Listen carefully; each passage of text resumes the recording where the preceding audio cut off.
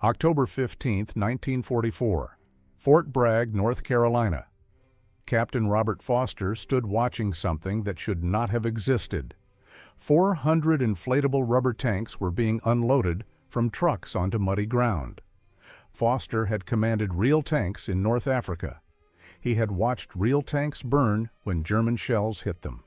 These tanks could not burn. They were made of rubber and fabric. A stiff wind would knock them over. A German patrol could shoot through them and find nothing inside. And yet the United States Army had just assigned Foster 1,000 soldiers whose only job was to make sure the enemy believed these rubber tanks were real. Foster felt something wrong in his stomach, not confusion, something darker, a violation of something basic. In 3 years of war, Foster had learned that armies were built on clarity. Soldiers knew what they were. Officers knew what they commanded. The enemy knew what they faced. But this assignment broke every rule Foster understood. He was being asked to create something that did not exist. He was being ordered to become a lie. Colonel Harry Reeder walked toward Foster across the muddy field. Reeder was 52 years old with sharp gray eyes that never blinked. Reeder had created this unit from nothing. Reeder had designed the entire operation down to the smallest detail. Reeder looked at Foster and said only one sentence. "Foster, do you understand what information is?" Foster did not answer immediately. Foster wanted to refuse the assignment. Foster wanted to walk away from this unit and request a transfer to a real regiment. Foster opened his mouth to speak, but something stopped him. Foster did not know what would happen if he refused. Foster did not know if refusal was even possible. Reeder continued without waiting for an answer. Information is what men believe. Information is not what is true. Those are two different things. The Germans believe that American forces are in specific locations because we show them tanks and trucks and soldiers in those locations. They believe this because they see evidence. They believe this because they have trained themselves to trust evidence. But what if the evidence was false? What if the tanks were rubber? What if the soldiers were sound recordings? What if everything the Germans saw was designed specifically to deceive them? Then the Germans would make decisions based on false information, and those decisions would lose them the war. Foster asked Reeder if this meant the Ghost Army was just an illusion. Reeder looked at Foster with no expression. He said that the Ghost Army was more than an illusion. An illusion disappears when you look away from it. The Ghost Army would exist in the German mind. It would exist in German intelligence reports. It would exist in German tactical plans. The Ghost Army would move German soldiers around the battlefield like a chess player moves pieces. And the Ghost Army would do this while remaining invisible. Foster said, "Sir, with all respect, that is insane. How can 1,000 soldiers defeat an enemy by not existing?" Reeder turned to face Foster directly. He said that modern warfare had changed. The war on the Atlantic had proven this. Americans had broken German codes. Americans had created systems to predict enemy movements. Americans had learned that information could be as deadly as artillery. The side that controlled information would win. The side that believed false information would lose. And the Ghost Army would be the weapon that controlled information. Foster felt his certainty cracking. Foster was a soldier who believed in direct action and clear objectives. Foster did not believe in tricks and deception. But Foster also understood something else. Foster understood that he was watching the future. Foster understood that after this war, everything would be different. Warfare would not be fought by soldiers with guns. Warfare would be fought by systems and information and carefully constructed lies that were more powerful than truth. Reeder walked Foster to a field where sound trucks were lined up. David Chen was the chief engineer of the Sonic Deception Unit.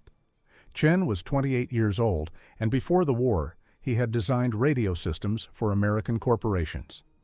Chen showed Foster a device that looked like a portable loudspeaker mounted on the back of a truck. Chen explained that the sound equipment could broadcast audio across 5 kilometers of open terrain. Chen said that if the sound trucks were positioned correctly, the broadcast would sound exactly like thousands of soldiers marching through a forest. Chen told Foster to listen. Chen signaled the drivers. Within seconds, the forest around them filled with sound. The sound of boots hitting the ground in synchronized rhythm. The sound of equipment rattling and clanging. The sound of soldiers shouting commands and responses. The sound of armor grinding through heavy brush. But the forest was empty. There were no soldiers. There were no tanks. There was only Foster and Chen and drivers standing in silence while the speakers created the entire audible environment of an army. Foster closed his eyes and listened. Foster could not distinguish the recorded sounds from the imagined sounds. Foster could not tell where the recording ended and his own imagination began. Foster realized something then that would define the rest of his life. The sounds were more real than reality. The recorded army was more real than any army Foster had ever commanded. An enemy listening to these sounds would trust them completely. An enemy intelligence officer would report that 50,000 American troops were moving through the sector. An enemy commander would move reinforcements to counter this threat. An entire battle would be won without a single shot being fired. An entire war could be changed by what men chose to believe. Reeder said to Foster that the Ghost Army would begin operations on November 8, 1944. Foster would coordinate all deceptive operations in the northern sector. Foster would need to think like a German officer. Foster would need to understand what information a German commander would believe and what information he would dismiss as propaganda. Foster would need to craft elaborate false stories about American troop movements and American unit positions. And Foster would need to do this knowing that German soldiers would die because of the lies that Foster created. Foster asked Reeder what would happen to the men of the Ghost Army. Reeder said nothing. Reeder looked at Foster with those gray eyes that never blinked. Reeder said that Foster would learn what happens to men who spend their entire lives inside a lie. Reeder said that the men of the Ghost Army would be ghosts themselves by the time the war ended. Reeder said that Foster should prepare himself for things he did not want to understand. Foster walked back to the barracks where 1,000 soldiers were waiting for him. These men had been selected for the Ghost Army because they were intelligent and perceptive and could follow complex orders without question. These men believed they had been assigned to a new kind of Special Forces unit. These men had no idea that they were about to cease being real soldiers. They had no idea that within 6 months, some of them would lose the ability to distinguish between who they actually were and who they were pretending to be. They had no idea that by the end of the war, 3 of them would attempt suicide. They had no idea that 1 of them would succeed. Foster looked at the 1,000 soldiers standing at attention. Foster opened his mouth to speak, but no words came. Foster understood then what Reeder meant. Foster understood that the greatest danger in deception was not that the enemy would fail to believe you. The greatest danger was that you would lose yourself inside the lie. The greatest danger was waking up one morning and not being able to remember which part of you was real and which part was the ghost. Foster told the men to stand at ease. Foster told them that starting immediately they would begin training for a new kind of military operation. Foster did not tell them the truth. Foster did not tell them that they were about to become information. Foster did not tell them that within a year many of them would suffer psychological damage that would never fully heal. Foster did not tell them that the real battle was not against the Germans. The real battle would be against their own minds, losing the boundary between truth and fiction, between existence and non-existence, between who they were and who they were pretending to be. 1,000 soldiers stood in formation. 1,000 ghosts who did not yet know they were ghosts. 1,000 men who would win a war by never actually appearing on a battlefield. 1,000 men who would make history by creating a lie so perfect that it would reshape the outcome of the war. 1,000 men who would never be able to tell anyone what they did. November 8, 1944. a small office inside a German intelligence facility in France called Abwehr Section 8. Major Karl Schild sat at his desk studying photographs that had been taken by German reconnaissance aircraft 3 days earlier. The photographs showed American military formations near the town of Aachen. The photographs showed what looked like hundreds of tanks arranged in grid patterns. The photographs showed what looked like thousands of soldiers arranged in bivouac formations. The photographs showed what looked like a massive American military force that did not exist. Schild was 41 years old and had spent the entire war analyzing American military movements for the German High Command. Schild understood American tactics. Schild understood American strategy. Schild understood how Americans deployed their forces and why they deployed them in specific patterns. Schild had learned over 3 years of intelligence work that Americans were predictable. Americans moved their forces in ways that reflected their military doctrine. Americans positioned their divisions in ways that reflected their understanding of terrain and logistics. Schild had learned to predict American movements by understanding what Americans believed about how to fight wars. But these photographs confused Schild. The formations in the photographs did not match any known American division structure. The photographs showed unit positions that made no tactical sense. The photographs showed a military force that appeared to violate every principle of military organization that Schild had learned. Schild studied the photographs for hours. Schild made notes. Schild began to construct theories about what he was seeing. Schild called his assistant Colonel Friedrich Brenner into his office. Brenner was 33 years old and had been Schild's intelligence partner for 2 years. Schild showed Brenner the photographs. Schild asked Brenner what Brenner saw. Brenner studied the photographs carefully. Brenner said that the photographs showed American armor divisions positioned in ways that did not match known American tactical doctrine. Brenner said that the density of troops appeared unusually high. Brenner said that the supply lines visible in the photographs appeared to be configured in ways that suggested a massive American offensive was being prepared. Schild said to Brenner that Schild believed the photographs showed an American military force that did not exist. Brenner asked Schild what Schild meant. Schild said that the photographs were perfect. The photographs were too perfect. Real military formations always showed signs of disorganization. Real military formations always showed the chaos of actual soldiers and trucks and equipment scattered across terrain. But the formations in the photographs showed a precision that only existed in textbooks. The formations in the photographs showed what an American force would look like if designed by someone who understood American military doctrine but had never actually seen American soldiers operate in the field. Brenner began to understand what Schild was saying. Brenner said that Schild was suggesting that the Americans were using deception. Brenner said that the Americans had created a false military force that could be photographed but did not actually exist. Schild said that this was exactly what Schild believed. Schild said that the Americans had learned a new kind of warfare.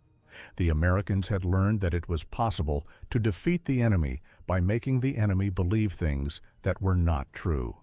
Schild and Brenner began to develop detailed analytical reports based on the assumption that the American force in the photographs was a deception. Schild and Brenner studied every detail of the photographs, looking for inconsistencies. They studied the shadows in the photographs to determine if the tanks had actually cast shadows or if the shadows had been artificially created. They studied the wheel tracks to determine if the vehicles had actually driven across the ground. They studied the positioning of soldiers to determine if the formations were natural or artificial. After 3 days of analysis, Schild and Brenner concluded that the American force in the photographs was a complete fabrication. But Schild faced a problem. Schild worked inside the German military intelligence apparatus. The German military high command expected intelligence officers to provide clear reports about enemy movements. The German military high command expected intelligence officers to predict what the enemy would do. Schilt could not go to his superiors and say that the Americans had created a fake army. Schilt had no proof. Schilt had only photographs and suspicions. Schilt knew that if he reported this theory to the High Command would dismiss the report as imaginative speculation. So Schilt decided to do something that would create a problem for Foster and Chen and Reeder thousands of miles away in America. Schilt decided to create intelligence reports that treated the fake American force as if it were real. Schilt and Brenner wrote detailed military assessments describing the American force.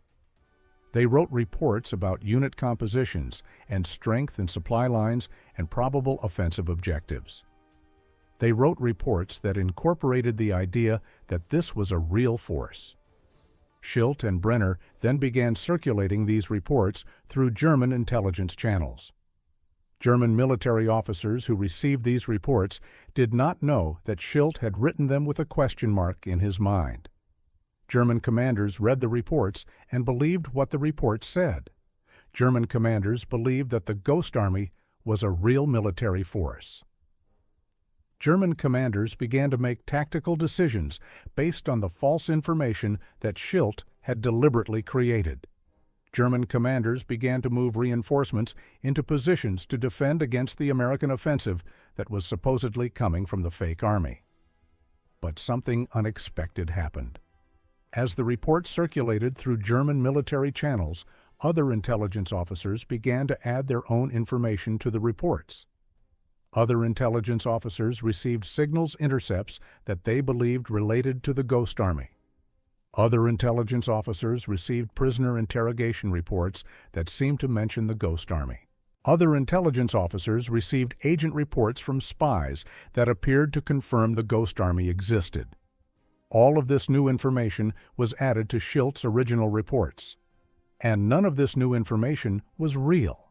None of this new information had anything to do with the actual Ghost Army.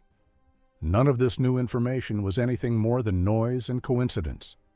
But the layers of false information accumulated, and the false information became more believable with each layer that was added. Schilt realized what was happening. Schilt realized that he had created something that he could no longer control.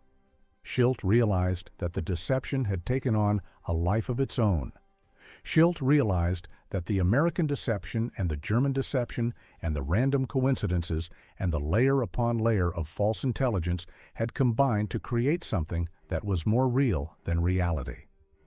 Schilt realized that the Ghost Army that did not exist had become more real in German military planning than any actual American force. Schilt tried to send clarifying reports through intelligence channels explaining that the Ghost Army was a deception. But by this time, the intelligence bureaucracy had invested itself in the belief that the Ghost Army was real.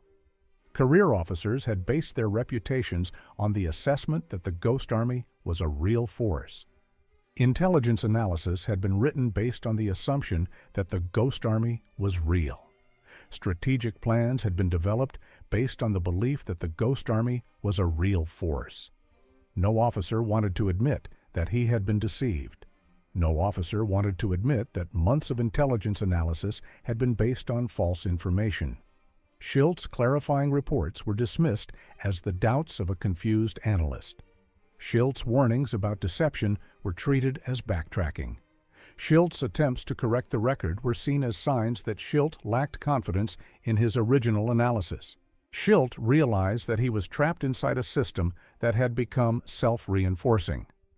The system believed the Ghost Army existed, and the system would continue to believe that the Ghost Army existed because admitting the deception would destroy the credibility of the system itself.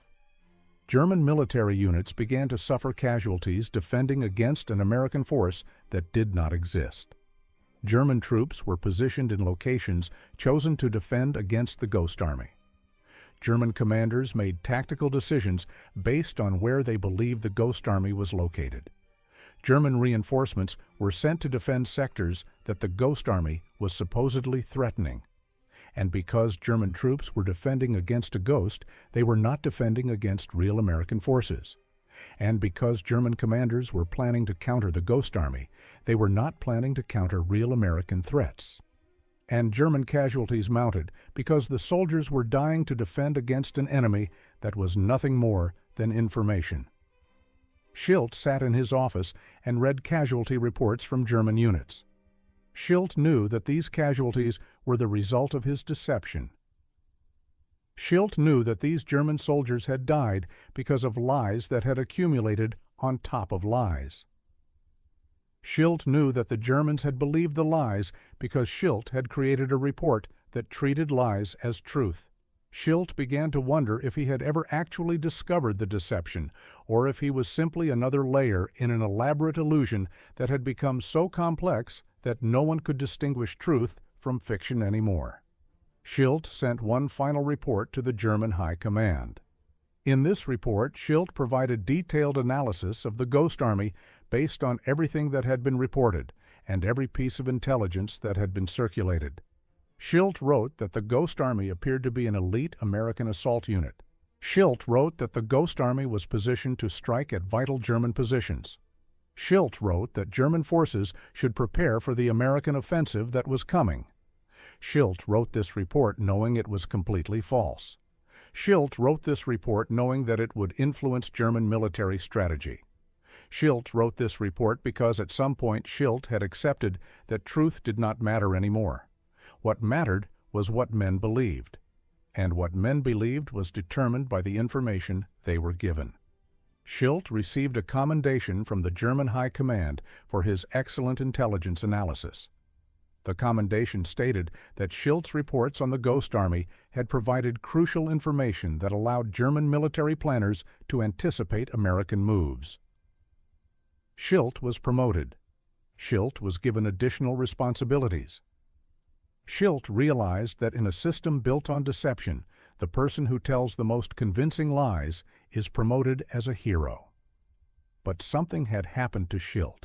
Something had broken inside Schilt. Schilt no longer knew if he was analyzing intelligence or creating intelligence. Schilt no longer knew if the information he received was true or if it was more layers of lies accumulating on top of previous lies.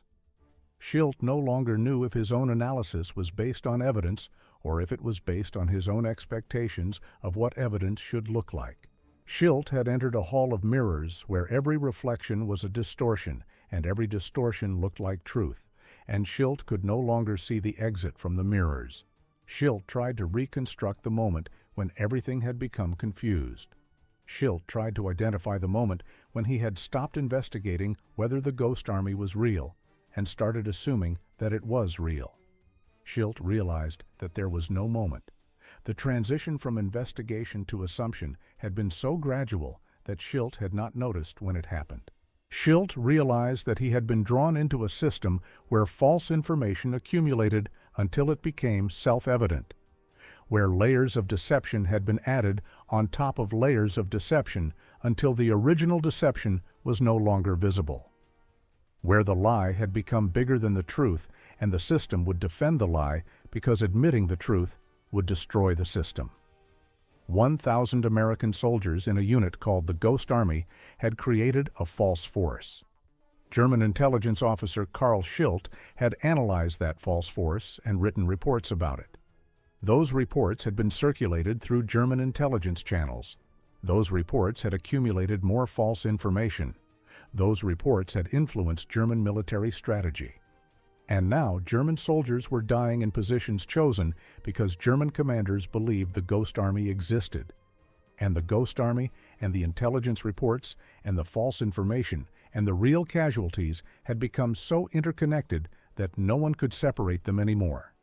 And no one wanted to separate them because the moment you separated them, you would have to admit that you had built an entire military strategy on nothing but air and imagination and carefully constructed lies. December 12, 1944. A barracks at Camp Forest, Tennessee. Private James Miller lay on his bunk staring at the ceiling. Miller had been assigned to the Ghost Army 4 weeks earlier. Miller had participated in sound deception operations in 3 different locations. Miller had watched rubber tanks from 6 different angles. Miller had listened to sound recordings of thousands of marching soldiers repeated so many times that he could anticipate every footstep. Miller had helped create false radio communications that German intelligence officers had analyzed as authentic military transmissions. And now Miller could not remember his own name without thinking about the name that appeared on his uniform. Miller was 22 years old, and before the war, he had worked as an accountant in Detroit. Miller had been meticulous about details. Miller had understood the difference between numbers and the things that numbers represented. But something had changed inside Miller. Something had broken in the space between Miller's consciousness and Miller's body. Miller would look at his own hands and wonder if they belonged to him or if they belonged to the recording of him. Miller would speak to other soldiers and wonder if the words coming from his mouth were his actual words, or if they were part of the Ghost Army. Miller was beginning to lose the ability to distinguish between Miller the person and Miller the information. The psychological damage to Ghost Army soldiers began almost immediately. Soldiers had been told they were participating in a military operation that would help win the war. Soldiers had not been told that they would experience the progressive dissolution of their own sense of self. Soldiers had not been told that operating inside a complete deception would begin to derange their consciousness.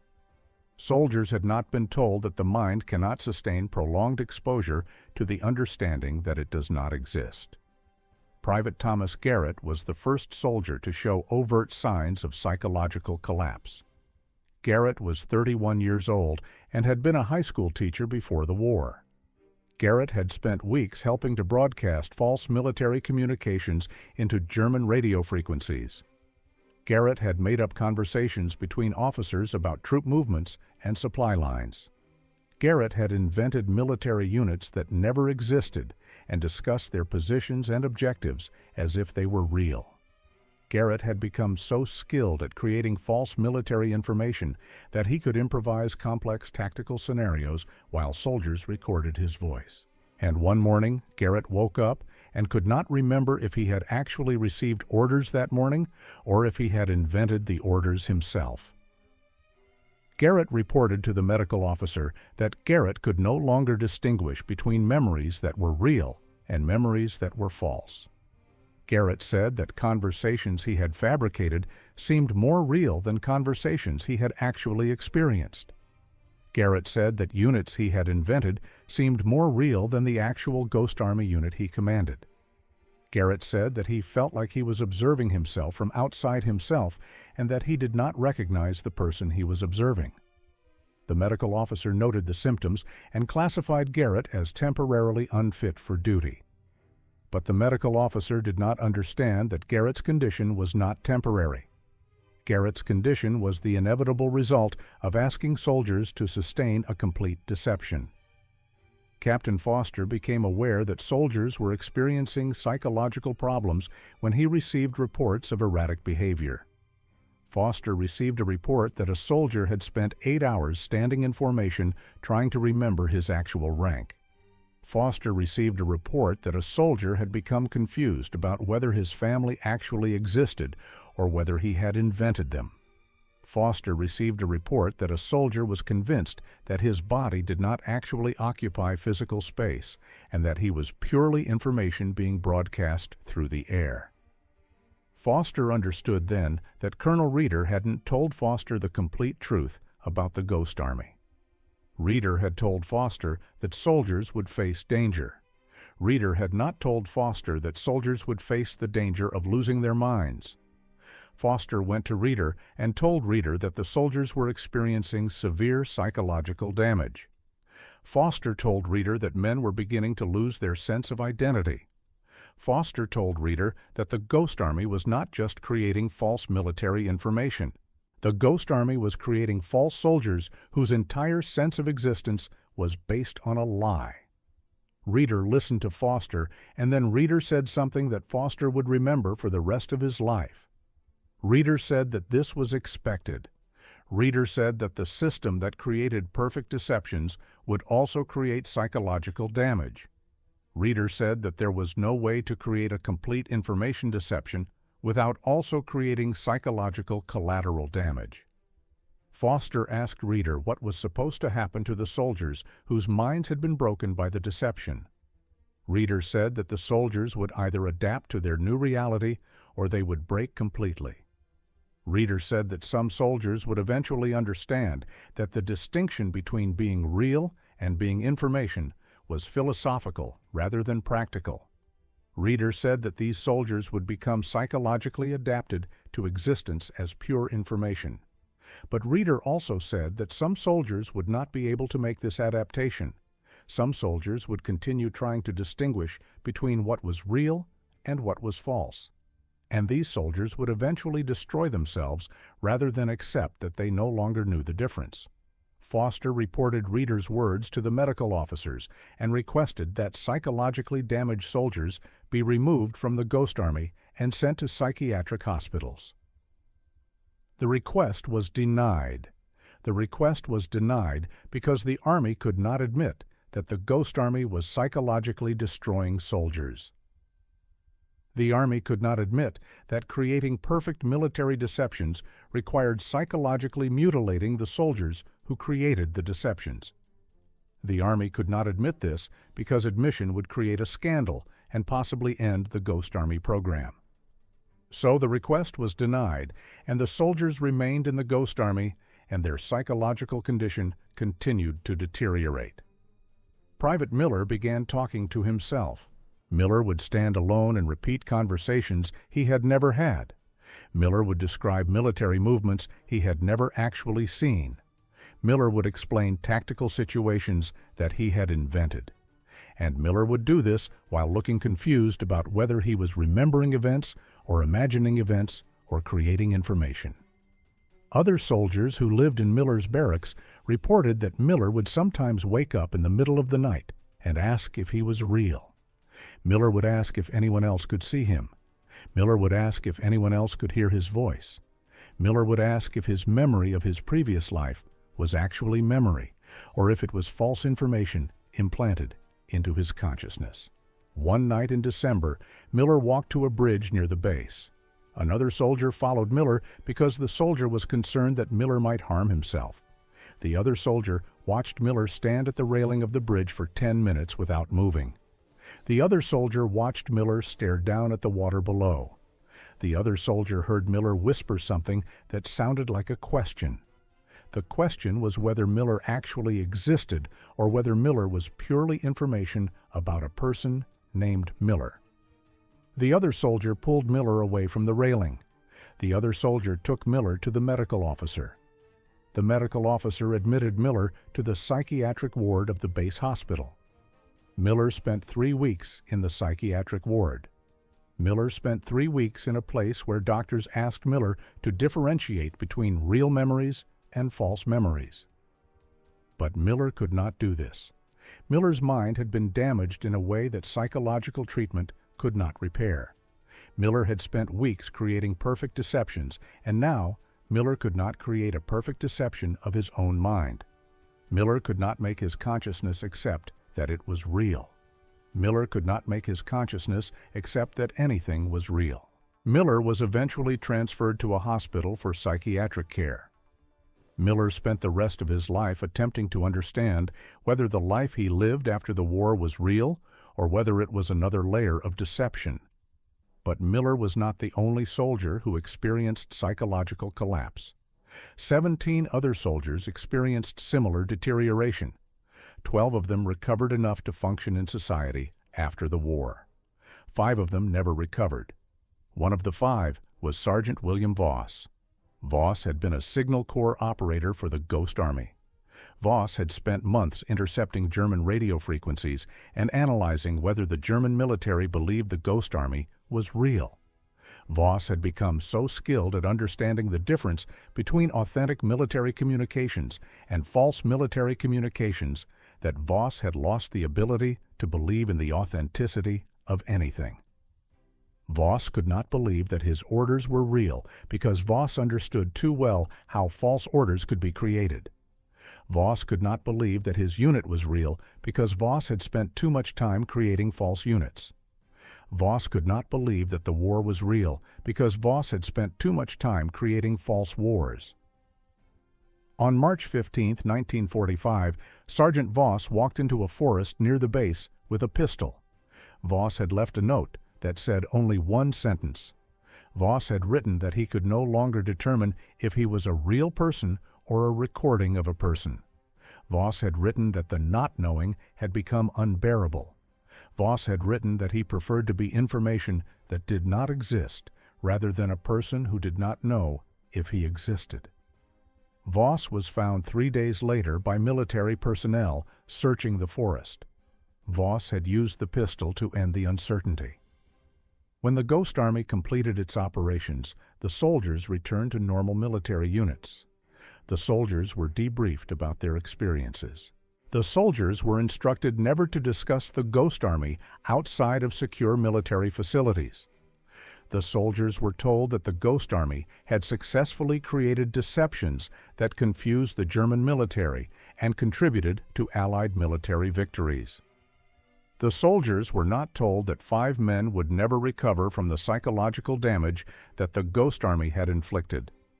The soldiers were not told that 17 men would spend years in psychiatric hospitals trying to reconstruct the boundaries between their real consciousness and their false consciousness. The soldiers were not told that the victory that the Ghost Army had achieved had required a sacrifice of something more fundamental than bullets or tanks.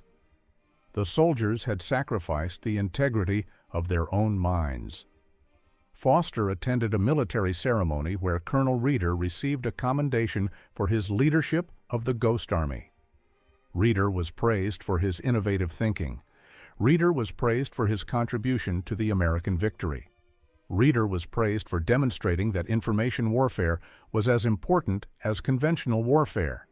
No one mentioned Sergeant Voss. No one mentioned Private Miller. No one mentioned the 18 soldiers who had experienced severe psychological damage.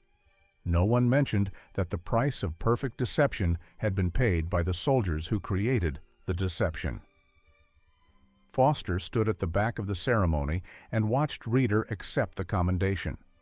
Foster understood that Reeder had known all along that the Ghost Army would destroy the minds of some soldiers. Reeder had built this destruction into the system.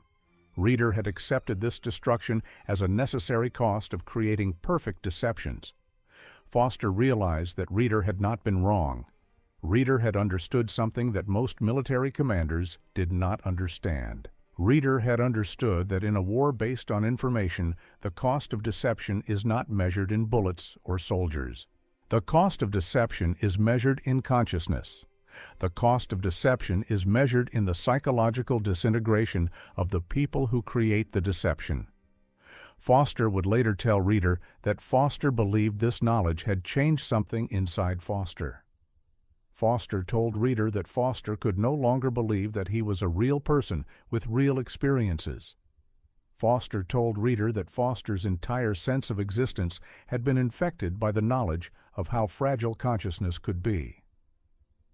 Foster told Reeder that Foster now understood that the boundary between being real and being information was not firm. Foster told Reeder that the boundary could be dissolved by sustained exposure to perfect deceptions.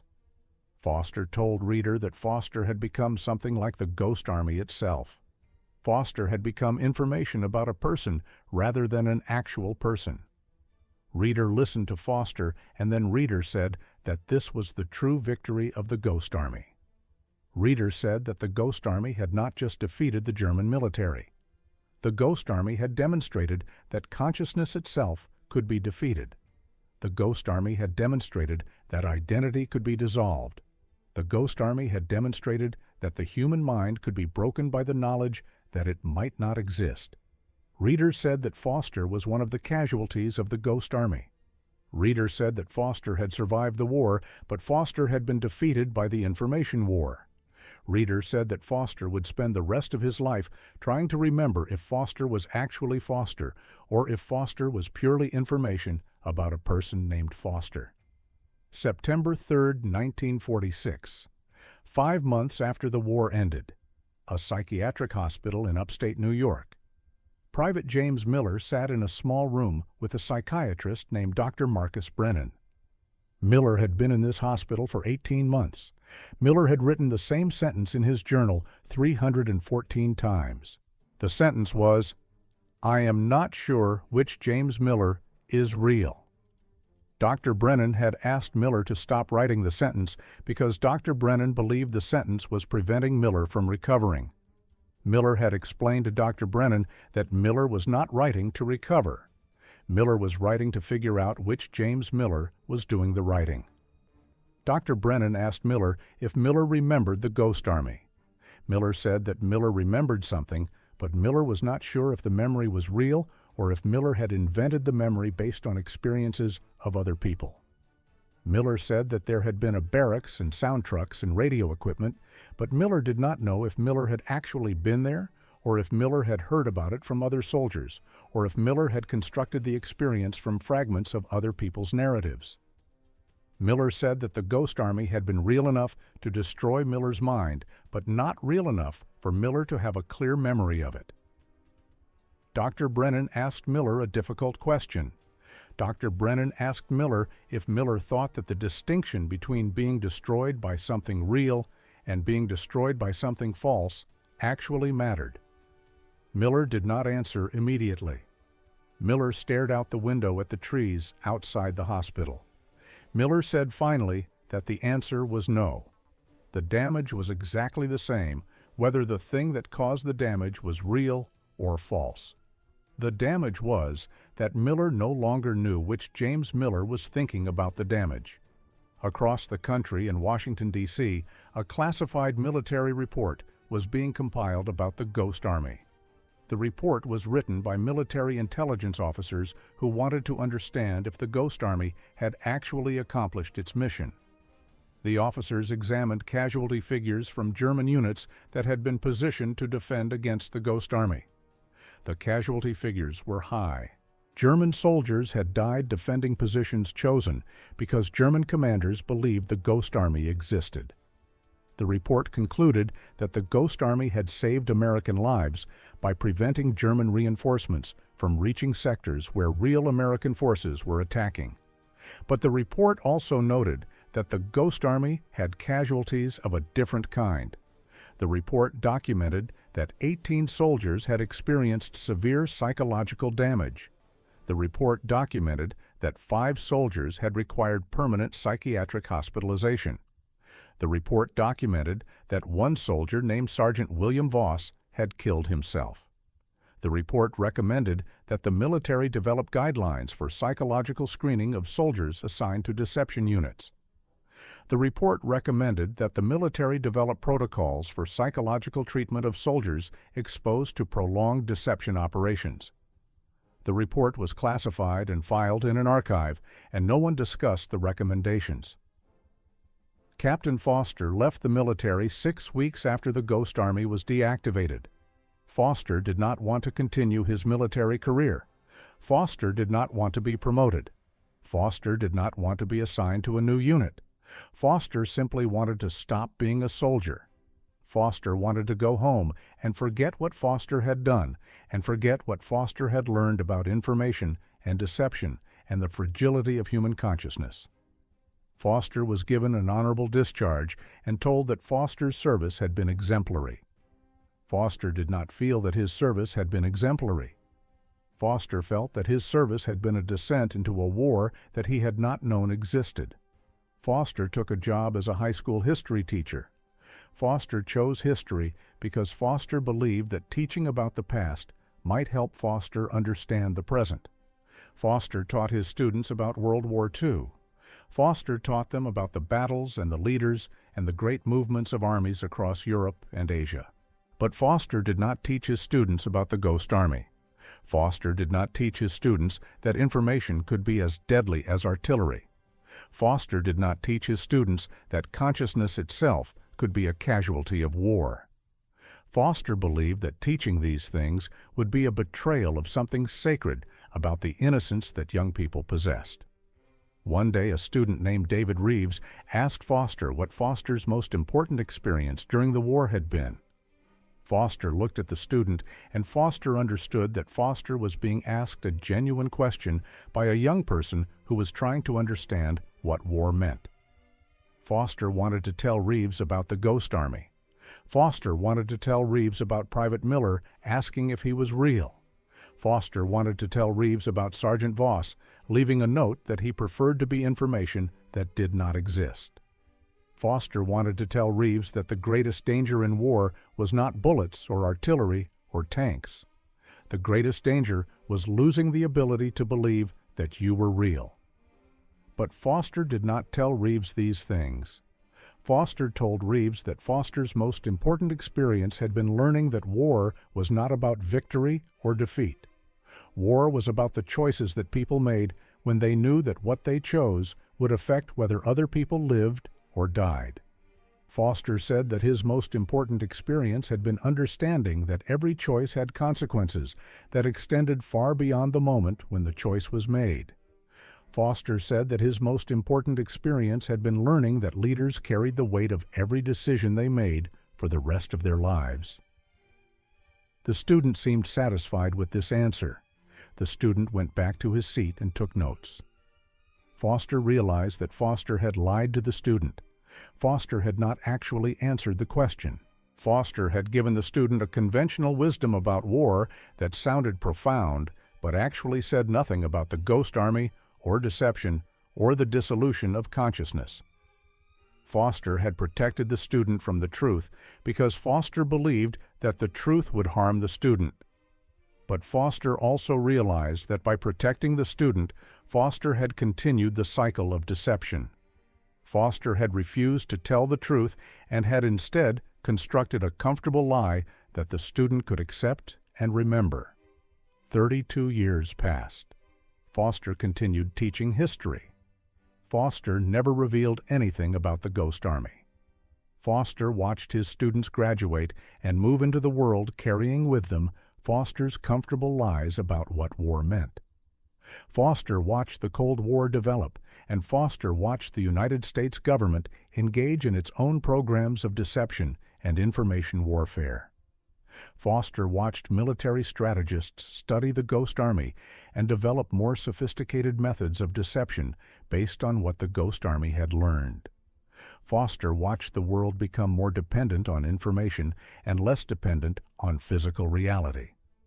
Foster watched his students become adults who had to navigate a world where the distinction between what was real and what was false had become increasingly difficult to maintain. Foster retired from teaching in 1978. Foster was 57 years old, and Foster had spent 32 years teaching students about the past. Foster had never revealed the secret of the Ghost Army. Foster had protected the knowledge that information could be as deadly as bullets. Foster had kept to himself the understanding that consciousness could be destroyed by sustained exposure to carefully constructed lies. Foster believed that Foster had made the right choice. Foster believed that keeping the secret had protected people from a knowledge that would have harmed them. But Foster also knew that Foster was lying to Foster. Foster knew that Foster had not protected people. Foster had simply passed the burden of secrecy to the next generation. Foster had ensured that no one would understand what the Ghost Army had taught.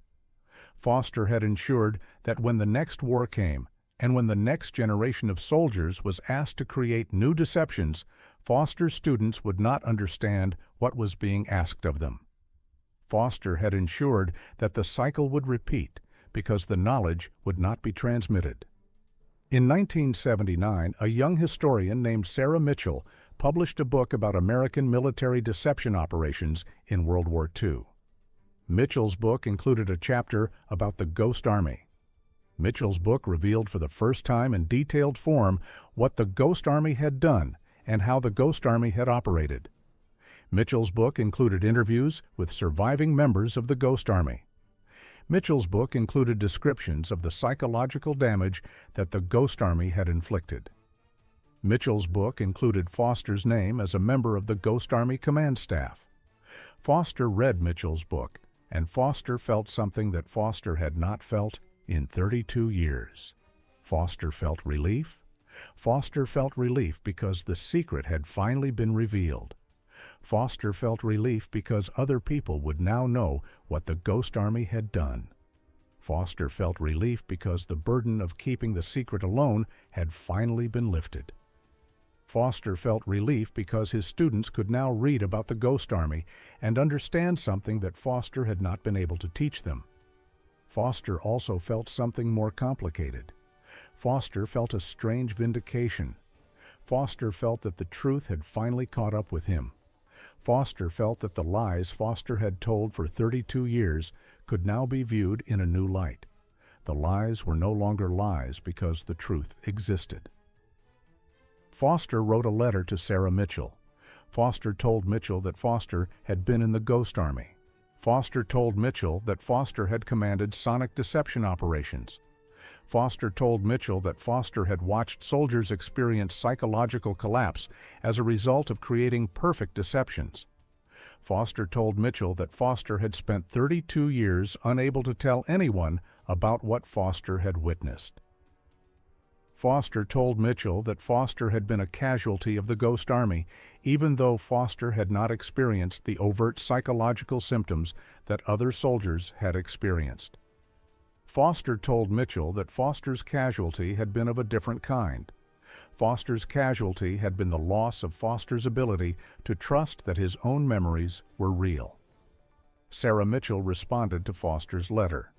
Mitchell told Foster that Mitchell wanted to interview Foster. Mitchell told Foster that Mitchell wanted to include Foster's testimony in a revised edition of Mitchell's book. Mitchell told Foster that Foster's testimony would help explain what had happened to the survivors of the Ghost Army. Mitchell told Foster that the truth had to be told completely, or it would not be truth at all. Foster agreed to be interviewed. Foster spent 3 days talking to Sarah Mitchell. Foster told Mitchell everything that Foster had kept secret for 32 years. The revised edition of Mitchell's book was published in 1982. The book included a foreword by Captain Robert Foster. Foster wrote in the foreword that the Ghost Army had been a necessary military operation that had achieved its tactical objectives. Foster wrote that the Ghost Army had saved American lives. Foster wrote that Foster did not regret his service in the Ghost Army. But Foster also wrote that the Ghost Army had a hidden cost. Foster wrote that the cost was paid by the soldiers who created the deceptions and the soldiers who believed the deceptions. Foster wrote that the cost had been measured in broken minds and ruined memories and the permanent dissolution of the boundary between what was real and what was false. Foster wrote in the foreword that the world needed to understand what the Ghost Army had done because the world was developing new technologies that would make the kind of deception that the Ghost Army had pioneered more powerful and more pervasive. Foster wrote that artificial intelligence and computer networks and digital imagery would eventually allow deceptions to be created that were indistinguishable from reality. Foster wrote that the Ghost Army had been a warning about what would happen when the human capacity to trust in reality was destroyed by perfect deceptions. Foster wrote that the future would not be won by the side with the best weapons.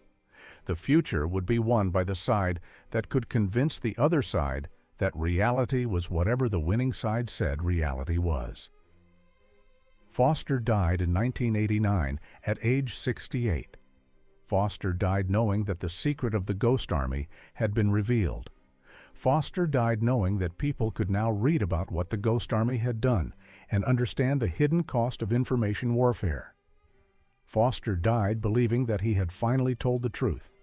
But Foster also died not knowing whether the truth he had told was real or whether it was simply another layer of deception in a cycle of lies that extended back to the beginning of the Ghost Army and would extend forward into the future. The Ghost Army's legacy was not that the Ghost Army had defeated the Germans with false information. The Ghost Army's legacy was that the Ghost Army had demonstrated that consciousness could be weaponized.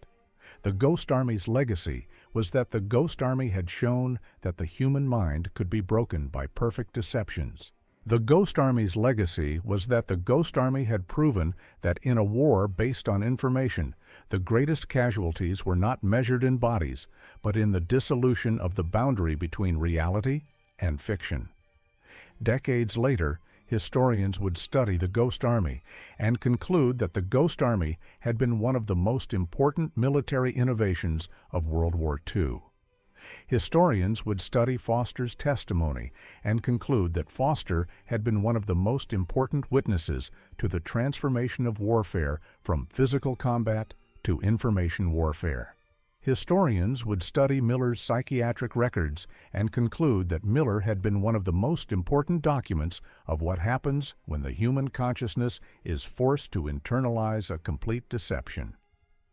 Historians would study Voss's suicide note and conclude that Voss had been one of the most important statements about the cost of information warfare. But the historians would not be able to reach consensus on whether any of this had actually happened. The historians would not be able to reach consensus on whether the Ghost Army had actually defeated the Germans or whether the Ghost Army had simply created a mirror of German deceptions. The historians would not be able to reach consensus on whether Foster's testimony was true or whether Foster had created another layer of deception to explain the layers of deception that had come before. The historians would not be able to reach consensus on whether Miller's dissolution of consciousness was real or whether it was a performance of dissolution that Miller had learned to construct. The final legacy of the Ghost Army was that the Ghost Army had made truth itself impossible. The Ghost Army had not just created false military information. The Ghost Army had created a situation where all information could be doubted. The Ghost Army had created a precedent where deceptions could be so perfect that no one could ever be certain whether they were experiencing reality or experiencing a deception. The Ghost Army had ensured that the future would belong to the side that could accept that truth and falsehood were categories that no longer applied. The Ghost Army had ensured that the future would belong to those who had learned to live inside the uncertainty. November 11, 1998, 53 years after the Ghost Army was deactivated. Dr. Elena Chen sat alone in a university archive in California. Chen was 42 years old. Chen had been born into a family of librarians and archivists. Chen's parents had spent their lives organizing information and preserving records of things that had happened. Chen's parents believed that information preserved was information protected. Chen had inherited this belief. But Chen had learned something her parents had never understood. Chen had learned that information preserved could also be information weaponized. Dr. Chen had discovered that there were 17,000 pages of classified Ghost Army documents that the government had declassified in 1995. Chen had filed Freedom of Information Act requests starting in 1996. Chen had received boxes of redacted documents. Chen had spent months assembling the fragments into a coherent narrative. Chen had found patterns that the official histories had omitted. Chen had found evidence that Colonel Robert Foster Reeder had not died in 1989, as the official records stated. Chen had found a letter from Reeder dated June 1998 in the declassified files. The letter had no return address, but the handwriting matched Foster Reeder's signature in military documents from 1946. Chen realized that the official narrative had a hole in it. Chen realized that the government had constructed the story of Reeder's death, but had made a mistake. Chen had found the mistake. Chen was now holding evidence that the government's official history contained a fabrication. Chen could publish this evidence. Chen could expose this discrepancy. Chen could reveal that the people telling the story about the Ghost Army had themselves lied about what happened. But Chen had also learned something else while reading the documents. Chen had learned that the moment she published evidence of government deception, the government would respond by flooding the information environment with competing narratives.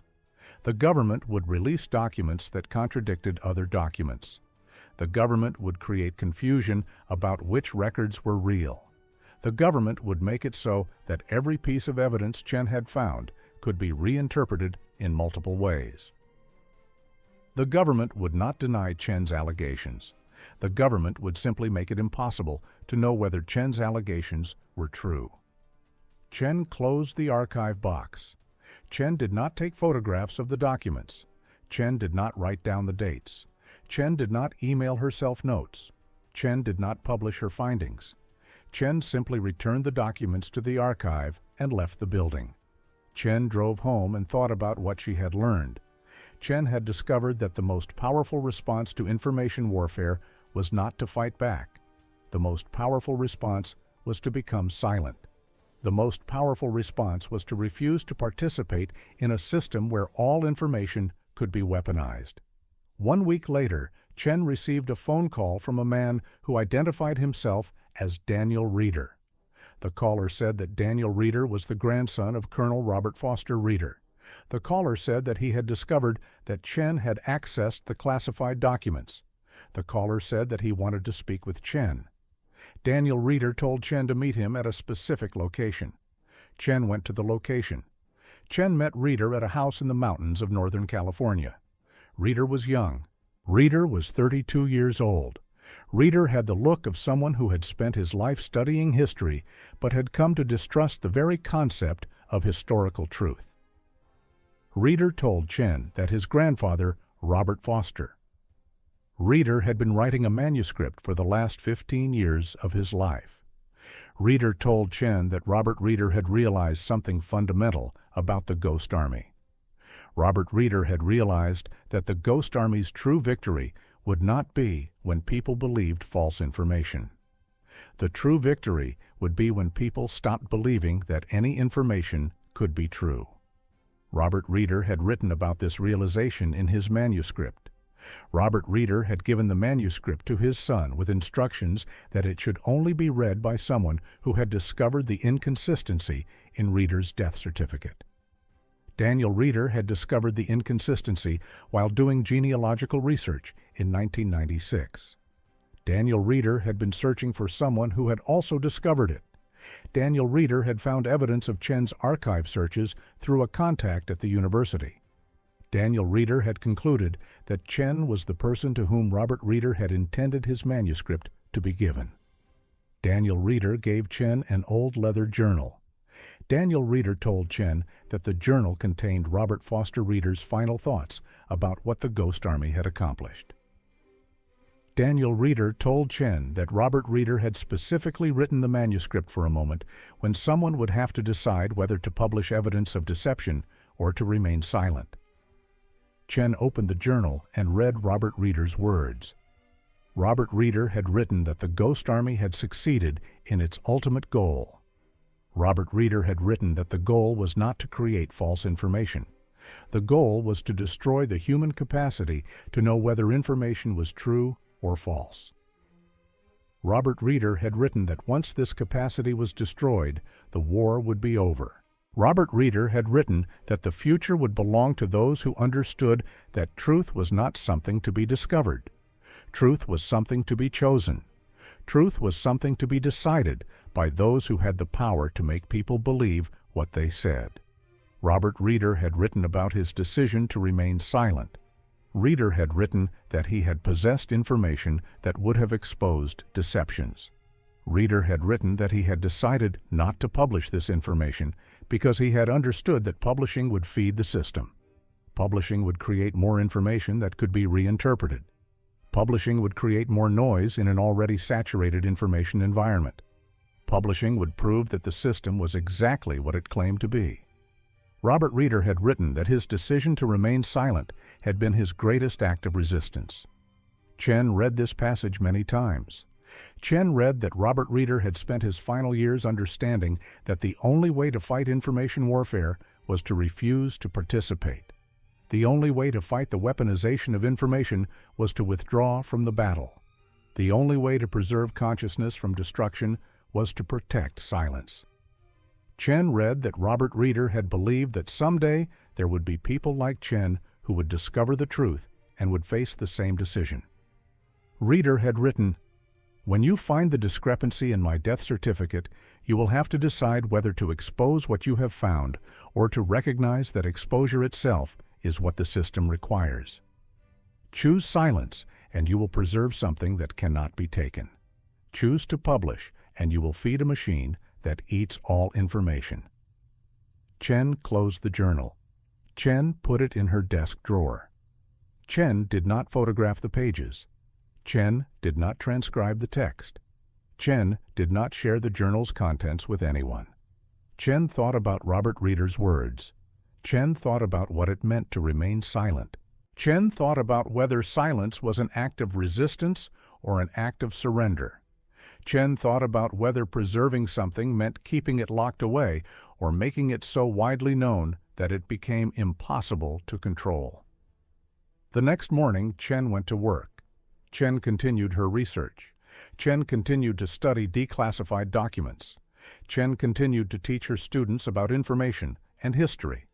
Chen continued to live her life in the visible world. But something had changed inside Chen.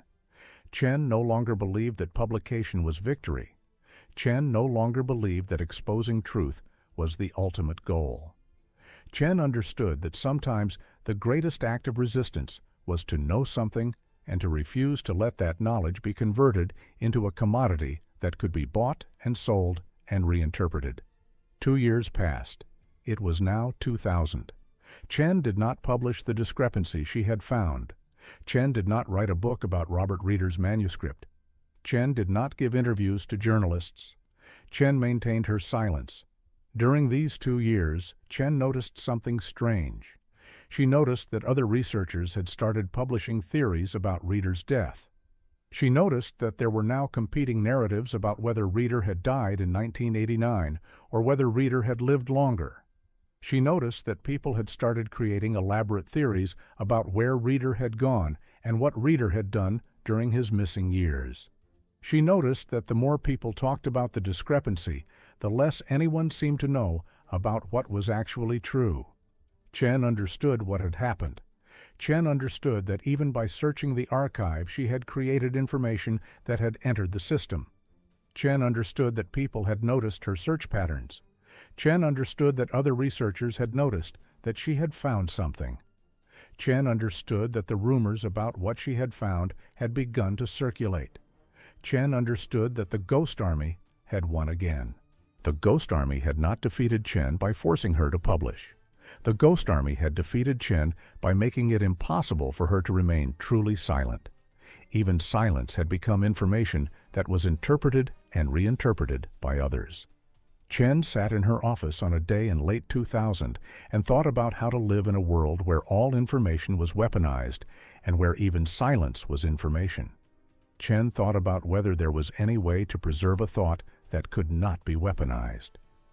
Chen thought about whether there was any way to know something without that knowledge being converted into a weapon. Chen thought about Robert Reeder's decision to remain silent, and she understood that Reeder had not been refusing to publish. Reeder had been recognizing something deeper. Reeder had been recognizing that consciousness itself had become the battlefield, and that there was no retreat from a battlefield that existed inside the mind. Chen did not publish Robert Reeder's manuscript. Chen did not reveal that it existed. Chen kept the manuscript hidden in her desk where she could read it whenever she needed to remember that her silence was not surrender. But Chen also understood that the manuscript's existence had now become known to people who searched for it. Chen understood that the government knew she had read it. Chen understood that other researchers knew she had the knowledge but was refusing to share it. Chen understood that her refusal to speak had become as visible as any published word. The final victory of the Ghost Army was not that the Ghost Army had made truth impossible. The final victory was that the Ghost Army had made even silence impossible. The Ghost Army had ensured that refusing to participate in information warfare was itself a form of participation. The Ghost Army had created a system where every possible choice led to the same outcome. The Ghost Army had created a trap where choosing to speak and choosing to remain silent were equivalent actions. The Ghost Army had achieved what Robert Reeder had finally understood. The Ghost Army had made it so that no one could escape the war by withdrawing from it. The war existed inside consciousness. The war was consciousness.